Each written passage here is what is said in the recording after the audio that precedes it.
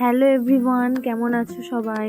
সকাল সকাল মর্নিং হয়ে গেছে, অনেকক্ষণ আগেই উঠেছি। উঠে মেয়েকে স্কুলে দিয়ে এসে চলে এসেছি। তারপরে আবার জামা কাপড় ছেড়ে কাজে হাত লাগিয়ে দিলাম। কাজে হাত লাগিয়ে না দিলে হবে বলো বন্ধুরা? বসে থাকলে কে করে দেবে? তারপরে দেখো এখানে বিছনাটা ঝেড়ে এখানে সব পরিষ্কার করলাম, জানলাগুলো খুলে দিলাম। রোদের আলো না ঢুকলে যেন ঘরটা যেন আলো আলো হয় না। তারপরে ওই ঘরটা ক্লিন করে তারপরে এই ঘরটা ক্লিন করলাম। ক্লিন করে চলে এসেছি চা খেতে। ব্রাশ করে চা খেতে চলে এসেছি। এই যেখানে চা বানাচ্ছিলাম, দুধ চা। সকালবেলা দুধ চা খাবো না তাতেও হয় না বলো বন্ধুরা, কারণ দুধ চা না খেলে আমার ভালো লাগে না। তারপরে এই যেখানে আজকে আমি একা একা বসে বসেই চা খাচ্ছিলাম, কারণ আমার শাশুড়ি বাড়ি নেই, উনি ঘুরতে গেছে। তাই এখানে চা খাচ্ছিলাম বসে। তারপরে বৌদিও আসেনি, নাহলে বৌদির আমি মিলেই চা খাই।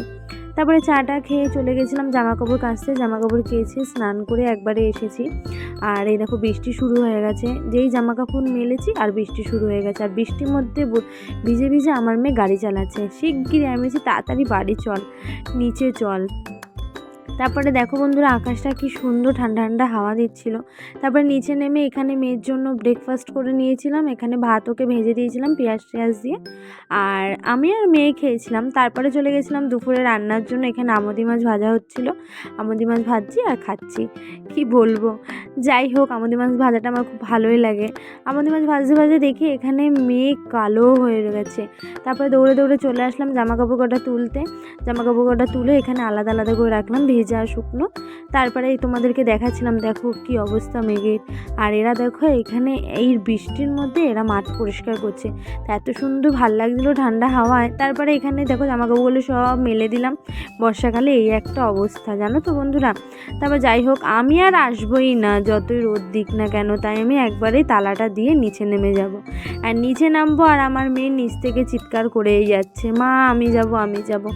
যত বলছি না বৃষ্টি পড়ছে ও শুনবে না। তারপর যাই হোক ও এখানে বায়না করছিল বলে ও আবার দেখাচ্ছে, মা এই দেখো আমার আঁকা কমপ্লিট হয়ে গেছে। তারপরে আঁকা কমপ্লিট করে আমি বললাম চলো খেয়ে নেবে। তা আজকে দুপুরে রান্না করেছিলাম কাতলা মাছের ঝোল, ভোলা মাছের ঝাল, আমুদি মাছ ভাজা, আর এইখানে ভাত বেড়ে নিয়েছিলাম।